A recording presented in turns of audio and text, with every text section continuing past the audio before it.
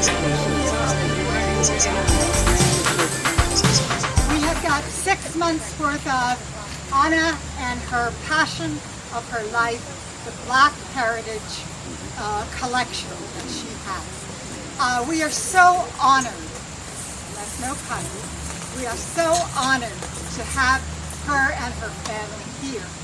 I'm going to turn this over to the mayor, and we'll begin the first part of our afternoon, which was Anna's brainchild. Our mayor. Thank you, Nancy. Before we start, I want to recognize this great member of our community, a Vietnam veteran who will lead us off in the Pledge of Allegiance. Junior Butler, will you do the honors? And the flag is back here. Right there. Oh, where is it? Look up. It's a bird. It's a flag. I pledge allegiance to the United States of America and to the republic for which it stands, one nation, under God, indivisible, with liberty and justice for all. And now, I'd like to ask on an East Providence townie herself, Alicia Pina, to come forward and sing the national anthem. And we're all being blessed. She's an incredible voice. I'm actually doing America the Beautiful and then the Black National Anthem, given the occasion. And I have words just because I don't want to mess it up. Oh, beautiful, for spacious skies, for amber waves of rain, for purple mountains, majesty.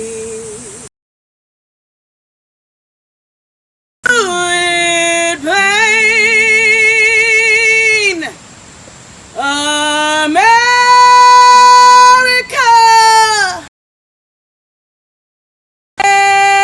America,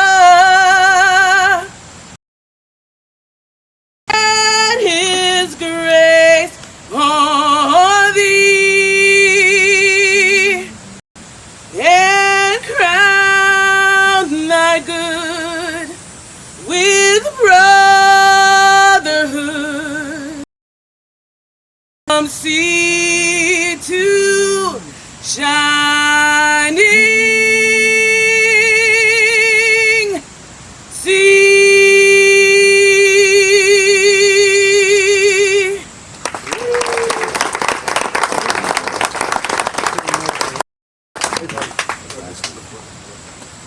The next is the Black National Anthem.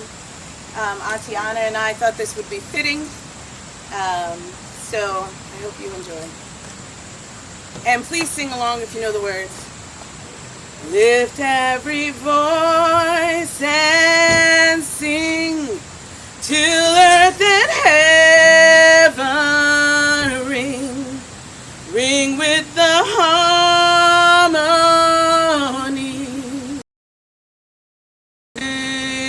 Liberty. Rise high as the listening skies. Let it resound loud as the rolling sea. Sing a song full of the faith that the dark past has taught us. Sing a song full of the hope that the present has brought us. Facing the rising sun of a new day begun. Let us march on. Let us march on.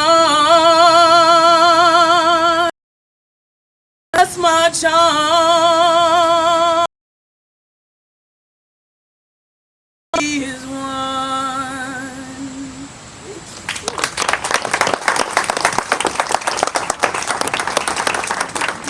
Wonderful job, everyone. Alicia Pina, nice round of applause again. He doesn't need a microphone. Yeah, I mean that outside voice. Before we begin our program, I did want to recognize some of our elected officials in attendance with us today. We have our very own Secretary of State, Greg Amori, a history teacher when he was a school teacher. He knows the importance and value of preserving our history, so it's very appropriate to have him here. He'll come up and say a few words in a bit. I also want to recognize that we have our very own Majority Whip, Representative Captain Kazarian, who's here with us today, represents this area. And our very own, I always like to say, former council president of the city of East Providence, now the mayor. I'm sorry, no, he's not the mayor. He's not the mayor. No, someone else is the mayor. Someone else is the mayor. Now the senator representing East Providence of Kentucky here in the area, Bobby Brito. Nice to see you.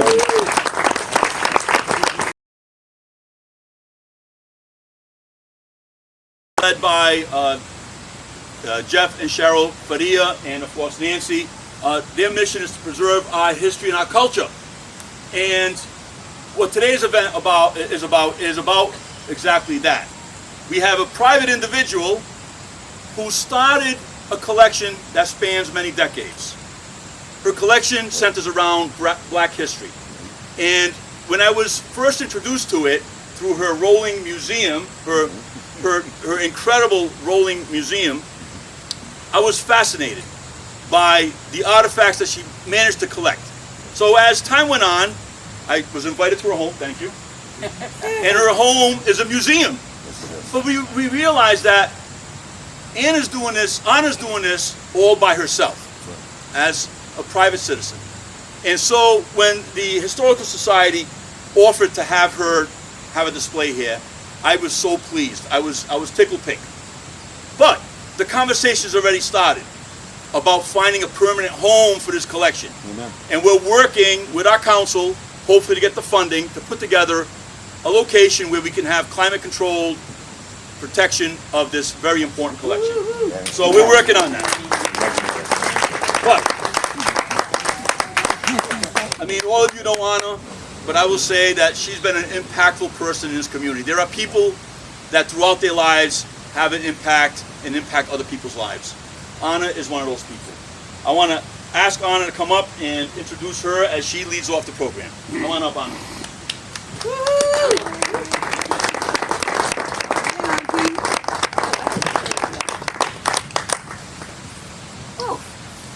Well, I'm going to start off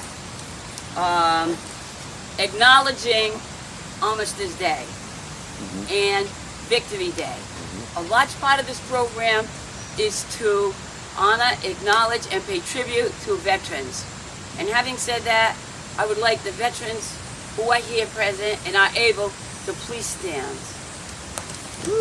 All veterans. Let's do it for the veterans.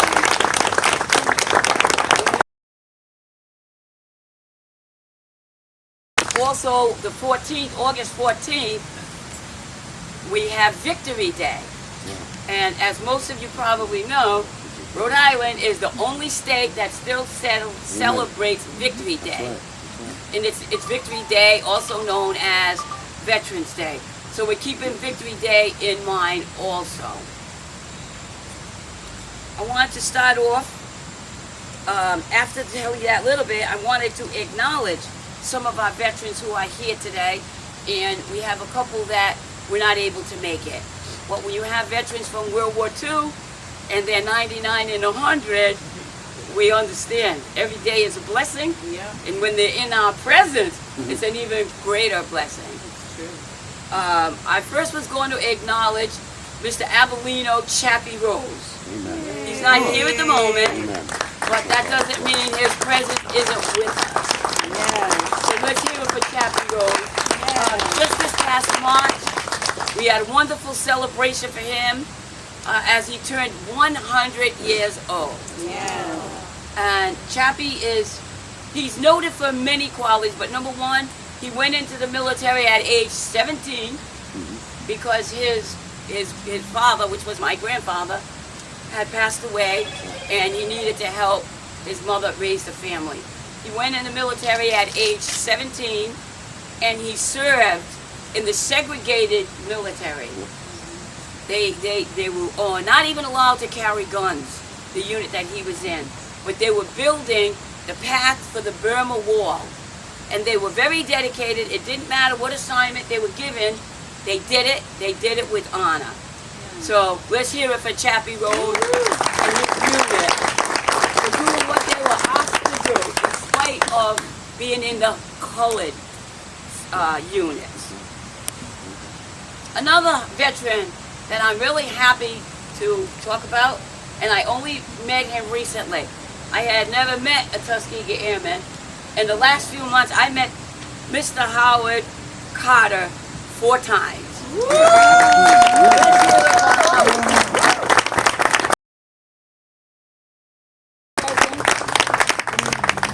Howard learned everything he knew about aircrafts and flying from the bigger guys, as he put them. He was one of the young guys, the older guys, who did the initial flying, and he learned everything he could.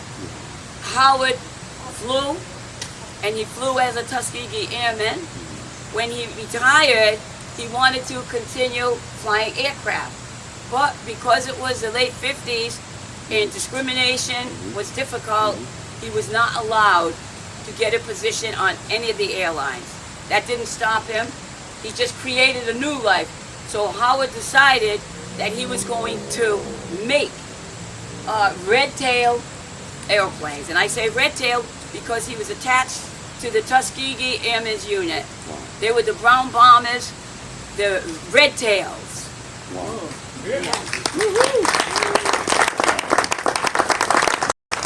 So Howard retired as a master sergeant and took up making large-scale model P-15 red-tail planes.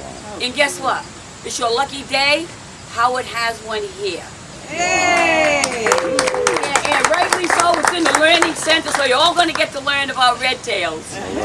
And Howard's famous red tails flew at the New Hampshire Aviation Center from 2019 to 2024.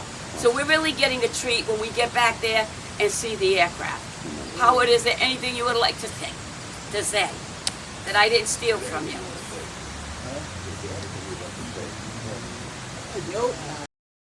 Come on, Howard, you can talk.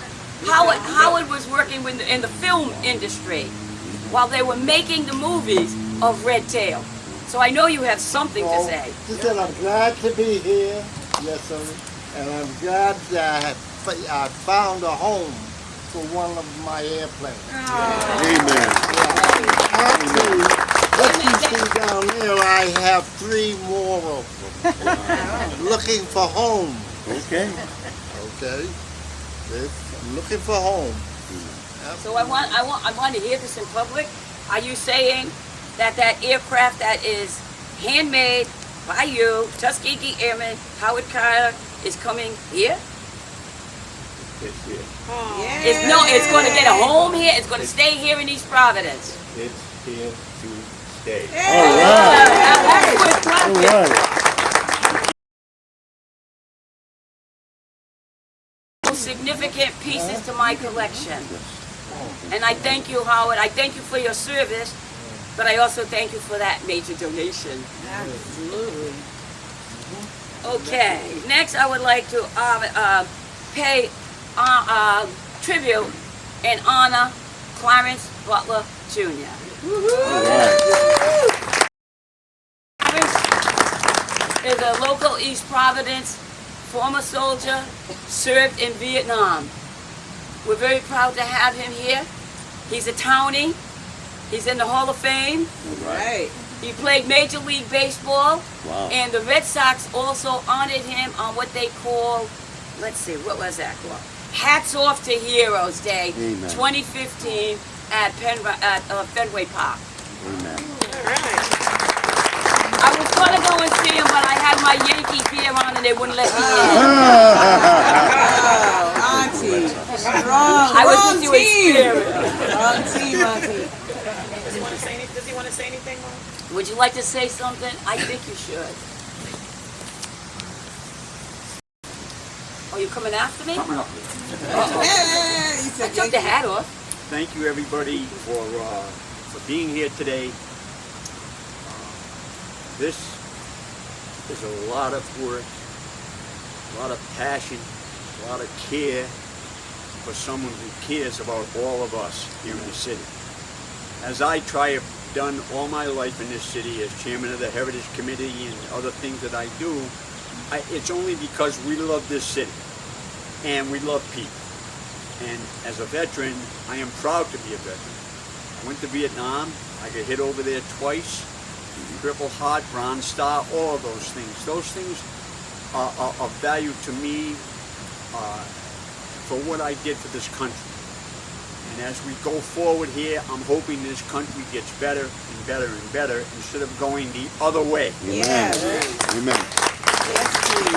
We are all here on this earth. God bless us. God bless the city of East Providence. God bless you. Thank you very much.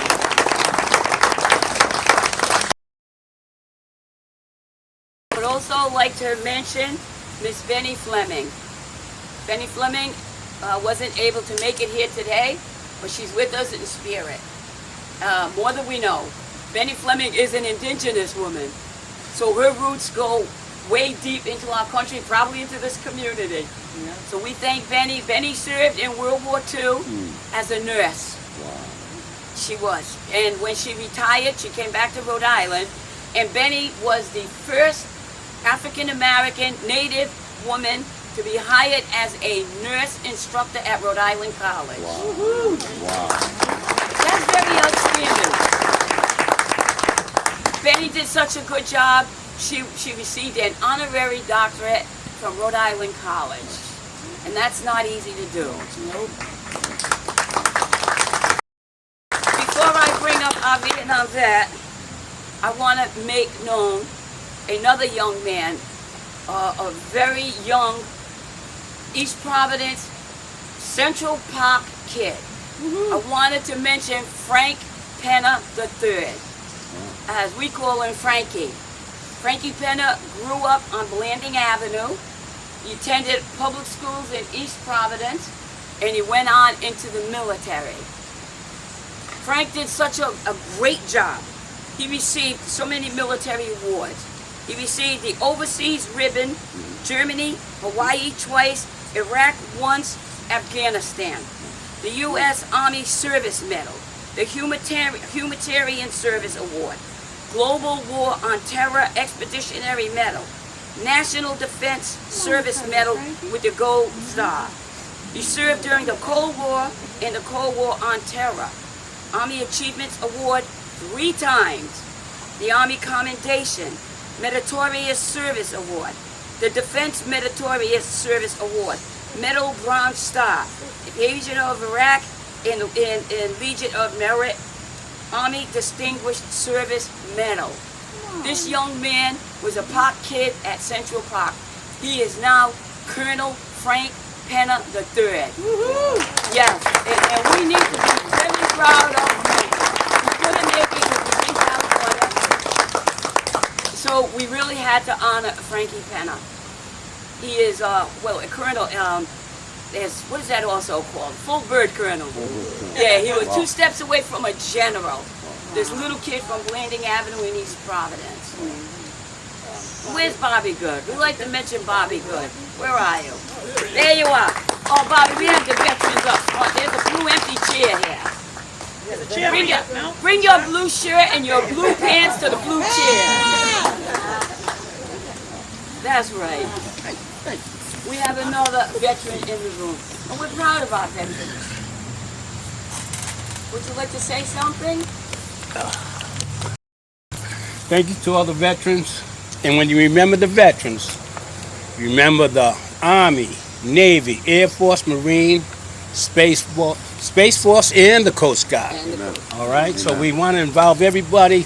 Thank a soldier. You see a veteran, thank them. They're on that wall. They're in that turret. They're on that guard shack. And we can do this safely without being bombed or without bullets. Right. Thank you to all the veterans. Thank you, Bobby. Thank you, please. kid. Another pop kid that we watched grow and raise in the city. Before I sit down and get quiet, I would like you to pay attention or take a look at our Vietnam poster here. This is only a few. This is like the first step, first phase. Even Junior Clarence is not out there. Mr. Butler, you're not there. So we got to get your mug shot. You think we can get the chief to take this mug shot? You could do that. But any veterans, or if you have a Vietnam veteran in your family, please get in touch with me because I need the second section. This is right side, we need the left side. We want to remember as many Vietnam vets as we can. I grew up in that era, and as all of you know, they had a tough time. The Vietnam vets did not receive that big warm welcome when they came home. So it's up to us to kind of make up for it. We can't change it, but we can make up for it. Amen. And we can put them out there and show who they are and be proud of them. So let's have a hand for the Vietnam vets. All of them, those who are here and those who are not here. And having said that, we have a Vietnam vet who is here, and he's going to speak on behalf, not just himself, but all Vietnam vets. I can't find his card, but that's okay.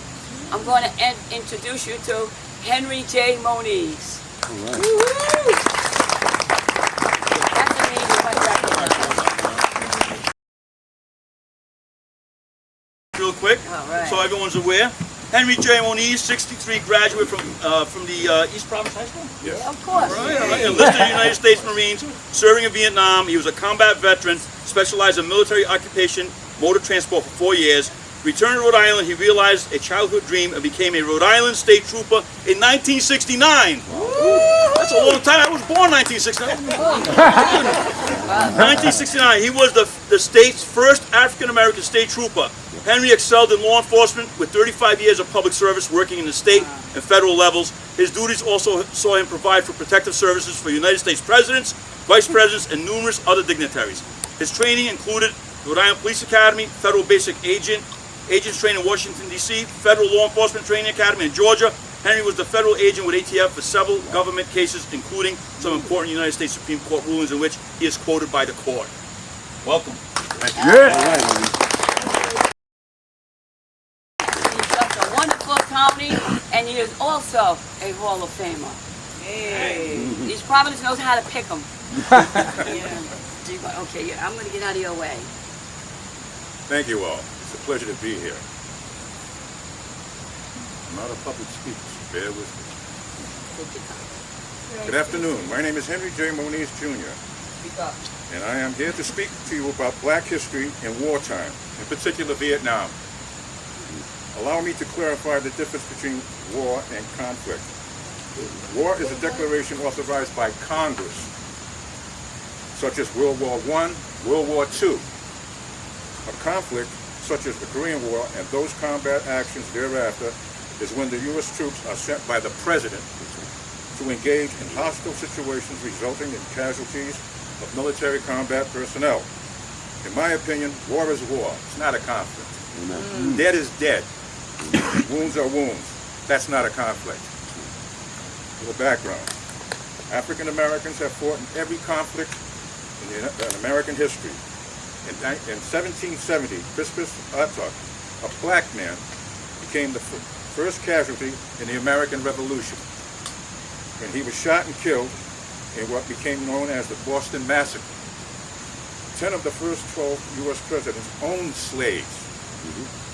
The only exception was being John Adams and his son, John Quincy Adams, neither of whom approved of slavery. In fact, 17 of the 55 delegates to the Constitutional Convention owned a total of about 1,400 slaves, which gives rise to the excerpt from our Constitution, home of the brave, land of the free. African Americans were segregated into their own units, such as the 54th Massachusetts in the Civil War, the Buffalo Soldiers on the Plains, and the Tuskegee Airmen, and the Red Ball Express, both of World War II. These are examples of how black people fought for our country with courage, valor in these and other black units fought during wartime.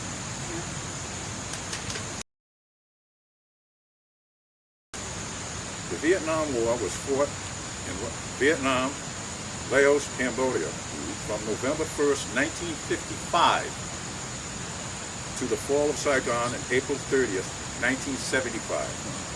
During that period, military personnel were killed on their first day in Vietnam. 21 soldiers on the Vietnam Wall were 17 years old. 5 were 16 years old. The youngest soldier killed in Vietnam, believe it or not, was Dan Bullock, a U.S. Marine at age 15. Let me repeat that. 15. Of the U.S. justice system, black soldiers were overrepresented in the American prison system. Despite representing 11% of the troops in Vietnam, more than 50% of the men incarcerated in stockades were black. African Americans suffered high casualty rates during the Vietnam War. In 1965, despite comprising of only 11% of the total U.S. population, African Americans constituted 14.1% of combat deaths in Vietnam. Of the 7,243 African Americans killed in Vietnam, 23 blacks were awarded with the Medal of Honor. 15 were killed in combat. Milton L. Oliver III being the first black Medal of Honor recipient in that war, the Vietnam War. On May 12, 1965, 3rd Battalion, 3rd Marines landed on the coast south of Da Nang at an airfield called Chuai. On August 18th, 3rd Battalion, 3rd Marines, their first major operation in Vietnam was Operation Starlight. The 3rd Battalion, 3rd Marines, the 2nd Battalion, 4th Marines, and the 3rd Battalion, 7th Marines mission was to destroy the Viet Cong 1st Regimental Army operating in the Chuai area. This combat offensive lasted 3 days.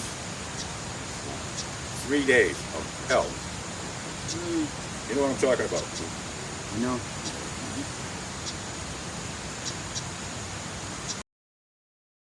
Viet Cong retreated after suffering 600 casualties versus 52 American dead. The Viet Cong thereafter resorted to guerrilla warfare, having no defined line of combat.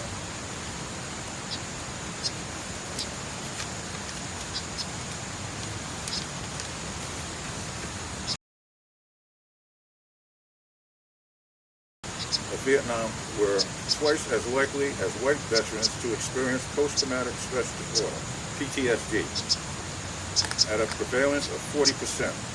Reasons for the disparity of PTSD prevalence could include social and racial discord during war, institutional racism within the military, and racism after the war. The treatment of soldiers receiving upon returning to the United States, I feel, contributed to their PTSD. Many resorted to drugs and alcohol to cope with the demons, I repeat, the demons of PTSD.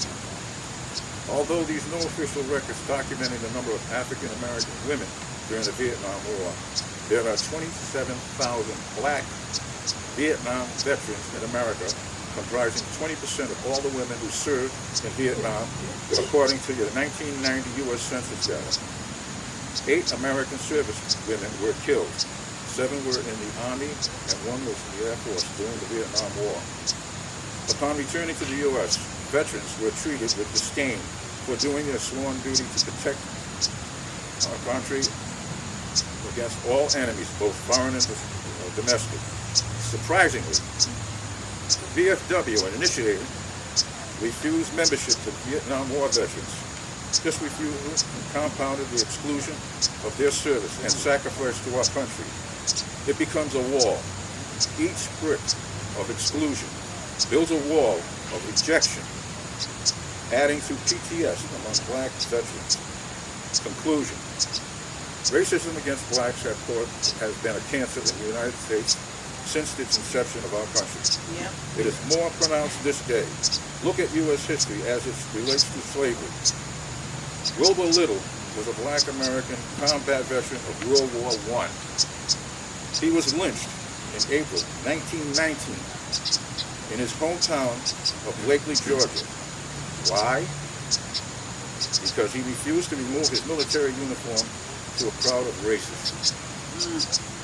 The KKK, after the Civil War, which is alive and active to this day, white supremacy is more prevalent today. Neo-Nazis and other hate groups are on the uprise as of late. Blacks being killed by law enforcement in their own homes.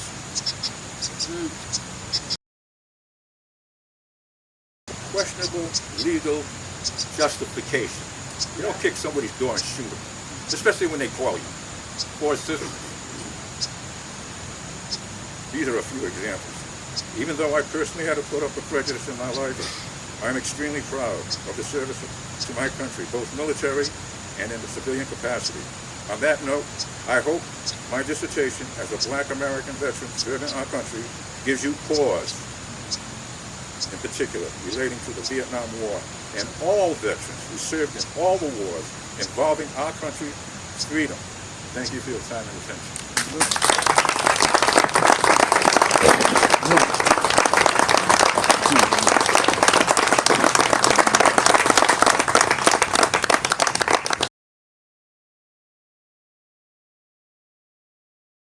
The rest of the veterans to our country. And this is why, when you listen to these stories, a personal story like that, imagine living in a place where it's okay to treat a class of your population differently, with outward racism, and to still have that desire to serve your country despite facing racism, despite being treated differently and less than everybody else.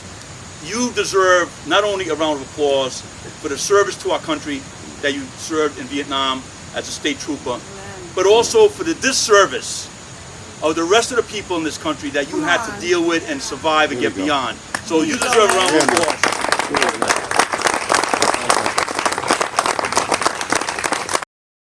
I'd like to call on someone who is very, very proud of Onna, and who I know Onna is very, very proud of. Dr. Heather Dos Santos, to say a few words. Her daughter. Hi. Put me on the spot. But that's okay. So thank you. So thank you so much for being here today. I know my mother is honored. What a great turnout. I'm happy that you're here to celebrate. It's interesting, right? And so a few people have said to me, what was it like growing up with this collection in your house?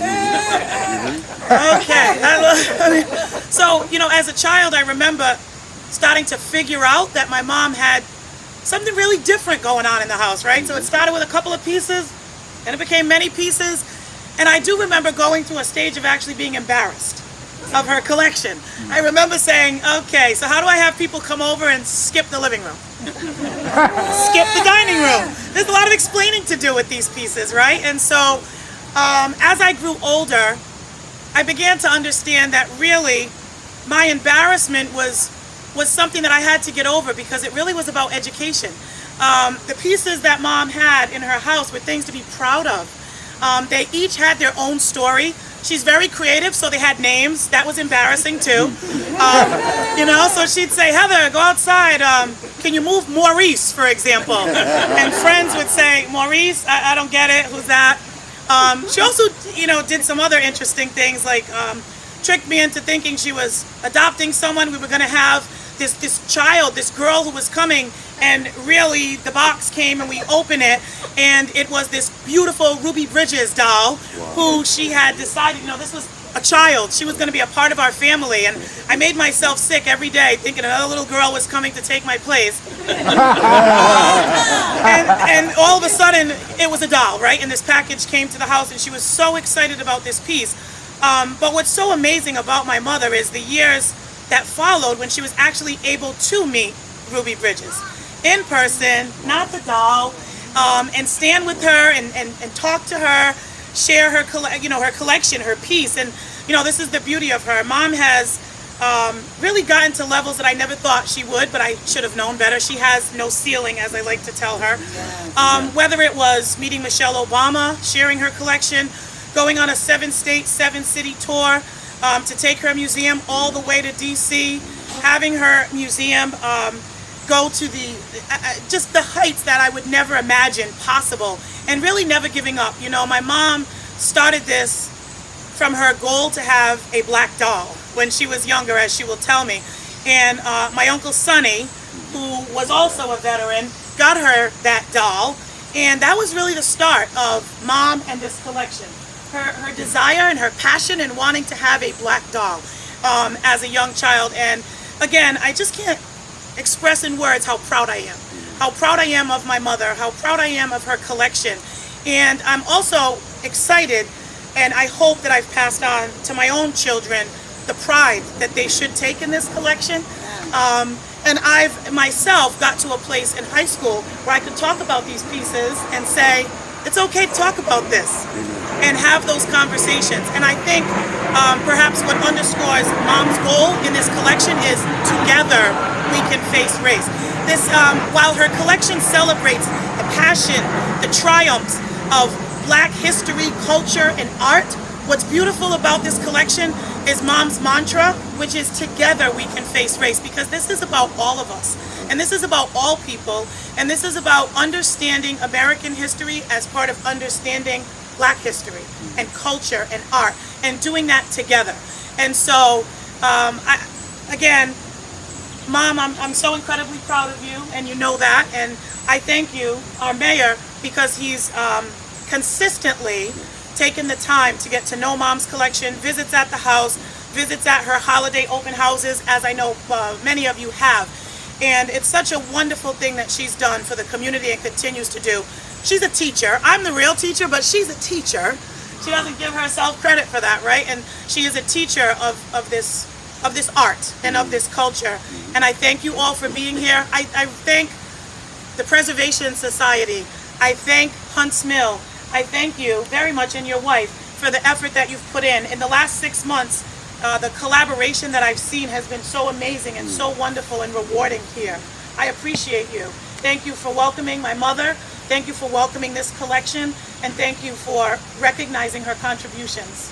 Thank you all. Thanks, Heather. Good job.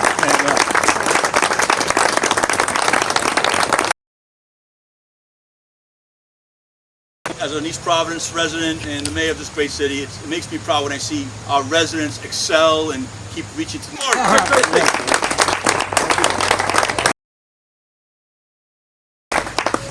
So Dr. Dos Santos was one of my students, but now clearly the student has well surpassed the teacher. And she's humble, but she is the principal of the Rhode Island Training School, and she is saving lives every single day. Yeah. She is remarkable. And an author as well. I could go on. It's good genes. So I always embarrass Onna every time I speak in public and she's present, because I tell people how much she's taught me, and that's just the truth. She has taught me, and she's taught many people in East Providence, across the state and around the country. And we heard a little bit of discussion about not turning back the clock. And we see states today, too many states, that are not teaching our history. Come on. They are covering it up. They're pushing it back. They're not allowing advanced placement African American studies or Black history. And that is outrageous. That is outrageous. Now, we are approaching 2026, which is the semi-quincentennial of the signing of the Declaration of Independence. We'll call it RI 250 here. But many in this gathering remember RI 76. That's right. And one of the things that was not celebrated during RI 76 was the 1st Rhode Island Regiment. And Mr. Moniz talked eloquently about the history of Black soldiers in America and their contributions to a country they loved, as the mayor said, but did not love them back. And the 1st Rhode Island Regiment should be celebrated across the country, not just in Rhode Island. It is the first integrated regiment in the history of the United States.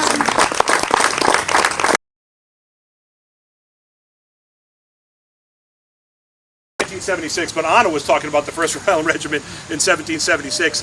This is a unit that was celebrated by the French. If you read the accounts of the interactions between the French soldiers and the 1st Rhode Island Regiment, it's glowing. It is glowing about the professionalism, about the order, about their intensity to do their jobs well. And this was a fully integrated unit. Black soldiers, white soldiers, and indigenous soldiers. And Rhode Islanders should be proud of this, and we should learn about this. And as the chairman of the RI 250 Commission in my role as Secretary of State, I am going to make sure that Rhode Islanders over the course of the next few years learn about the 1st Rhode Island Regiment. I'll try to do what Onna Moniz has done her whole life, which is tell the stories that have not been told in American history. And then lastly, I want to brag on East Providence. What a Townie Pride Day this is. We had the beautiful singing of Alicia Pina, who's also a great writer and a poet, exceptionally talented.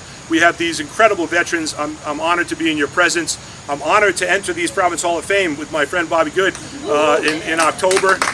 We have Dr. Ramus, who hired me, but he has broken barriers across. I mean, I could go on and on here today. But I'll tell you a quick story about Townie Pride. I was a young teacher, and they asked me to be on the Hall of Fame committee. And I had spent my youth watching softball at Agawam Park, and so I knew who Junior Butler was. But I knew him as an elite athlete, and people told me, oh, he was a professional baseball player, one of the greatest athletes to ever come out of East Providence, and he looked it, right? I was watching him play softball probably in his mid-30s at that time, and he looked it. He looked like a great athlete. And then I get on the Hall of Fame committee, and we start going through the resumes, the recommendations to enter in the Hall of Fame, and I read about Junior Butler. Not the Junior Butler athlete that I had watched and that I had heard about, but this tremendous patriot who served his country, who was wounded on behalf of his country, who did his duty, and then came back and started doing his duty all over again for his community. And so whenever I'm in his presence, I am honored. He knows that I love him. And this is East Providence. This is East Providence. I'm getting emotional because this is East Providence. So I have a citation from the Secretary of State. You don't need this.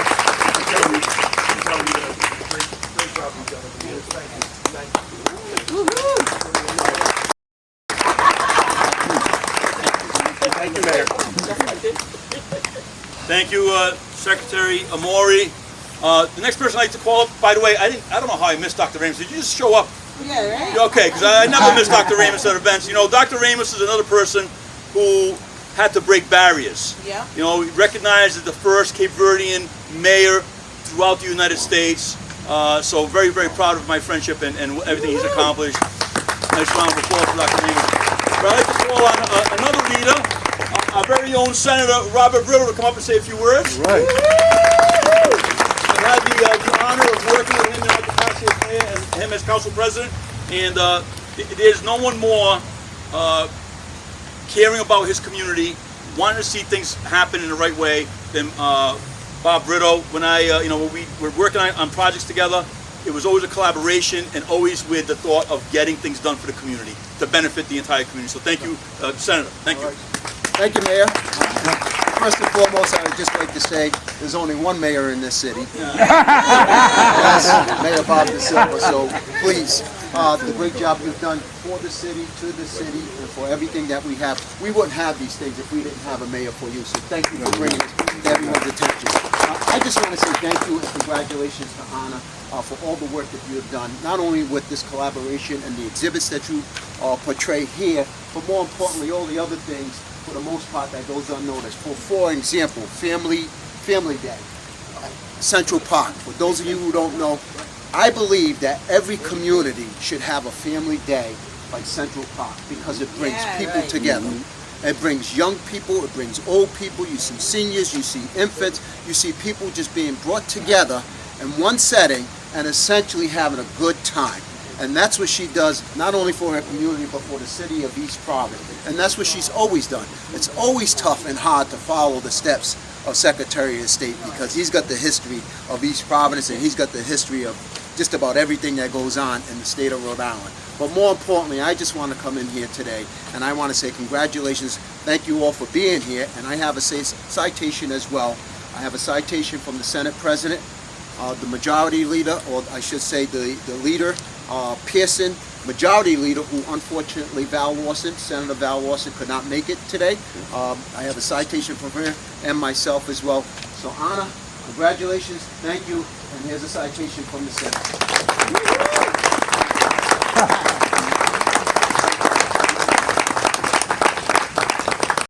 That Senator Brewer brought up, Neighborhood Day, which is coming up on the 17th, 33 years long. 33 years!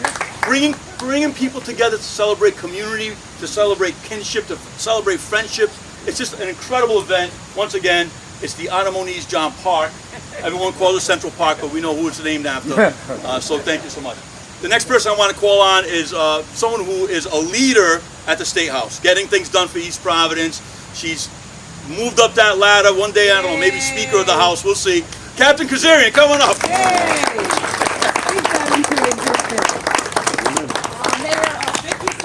Thank you all so much. It's such an honor to be here. You know, I look around, I just see so much talent and so much passion. You know, starting with our veterans who fought so humbly and honorably to protect our freedoms to our country, to Miss Alicia Pina, who every time I hear her sing is more powerful and more beautiful than before, to the East Providence Historical Society, who, my gosh, have made these lands flourish. You've welcomed us here. Every time I come, there's something new and exciting. Thank you all so much for that. To Dr. DeSantos, my God, the apple doesn't fall far from the tree. He has some talent. You know, off the cuff, that was fabulous. I love those personal stories. To the people I am lucky enough to serve with here in East Providence, it's just an honor and a privilege, truly. And finally, to the woman of the hour, to Miss Onna Moniz-John, thank you so much for preserving our history and for educating all of us. You've worked tirelessly, and I am just so thrilled to be here for you. So on behalf of the House, myself and all of my colleagues, thank you. Congratulations.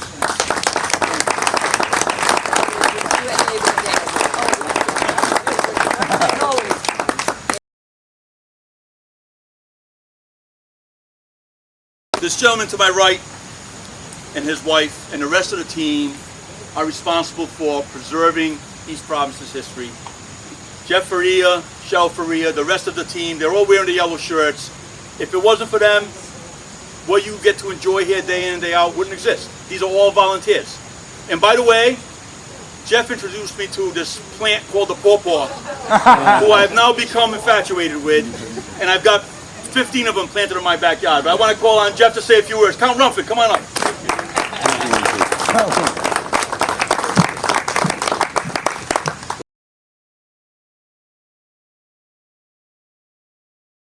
We are the East Providence Historical Society. We maintain the building. Our education center has Mona's exhibit there. You're all welcome to visit that today. We're here until 3:30. We'll be open the second Sunday of each month through December with her collection. And on behalf of the East Providence Historical Society, we're going to honor Onna with a lifetime membership in our society.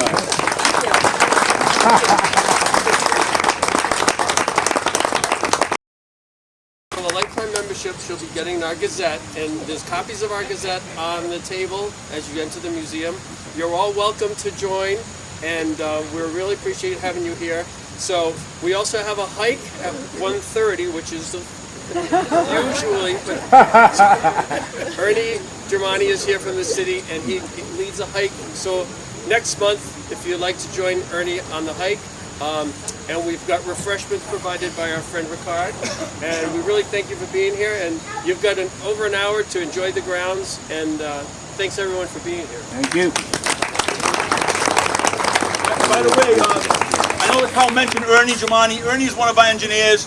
He takes people on tours. There's a great walking trail. If you haven't had the opportunity to do it, he knows all the history, he knows all the fauna, he knows all the trees, and he'll take you through here and really educate you. It's a fun excursion. Ernie, when are you doing your next one? Right now. Right now. At 2:35, please meet Ernie right here by the walk, by the sign, our new sign, and he'd be happy to give you a guided tour. And there is a Keebler tree out there that you can physically go into. So be on the lookout for that. And what's really nice is now it's summertime, you see all the vegetation. When you come back in November and December, the leaves will be... Can I add, before you all disperse, Onna wanted to ask all the Historical Society people, where in the, if you're, all the Historical Society, come up here for a photo, please, because we really appreciate you, and she wants to recognize members of the Historical Society. If you could stand, stand up here with all of us, that'd be great. Are we all in? Are we all in? Honey, can you get that on the camera? I will. Oh, I'm sorry. I thought that was the page.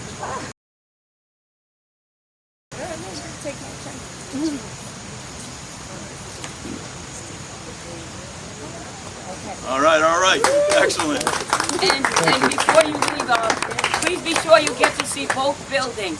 The second building is the Learning Center, and it's dedicated to predominantly military. And that's where the plane is. And that's where the plane. You get to see a red-tailed plane.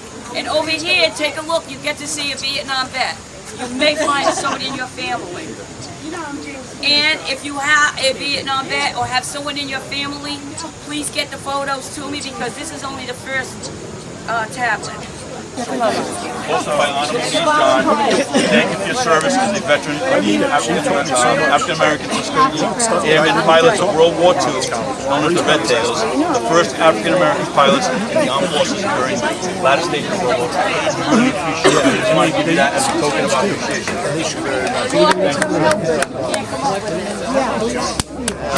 I always put it on.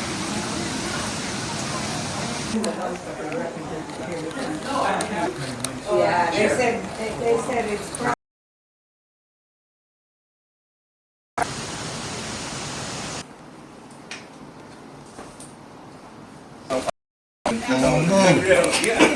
American $10 admission.